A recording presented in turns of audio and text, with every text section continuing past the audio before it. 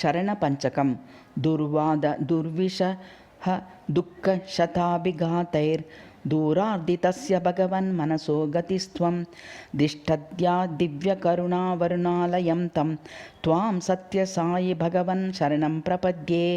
मन्दस्मितातिरमणीयमुखारविन्दं कारुण्यवर्षकमनीयकटाक्षपातं शान्तिप्रदं वृषमशान्तहृदन्तराणां त्वां सत्यसायि भगवन् शरणं प्रपद्ये।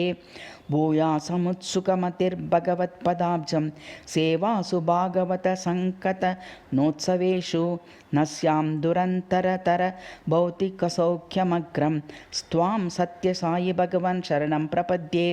नित्यं स्वधर्मवशकर्ममयप्रसूनैरत्यन्तपावनतरैः परिपूज्य च त्वां सत्यां प्रशान्तिमुपगच्छतु जीवितं मे त्वां सत्यसायि भगवन् शरणं प्रपद्ये। दिव्यानुभावदयया शिशिरीकुरुष्व दीनं भवच्चरणदासममुं महात्मन् त्वद्दर्शनामृतकला स्वदनैकतृप्त स्वां सत्यसायि भगवन् शरणं प्रपद्ये। इति श्रीवासुदेवन् येलयतेन विरचितं शरणपञ्चकं सम्पूर्णम्।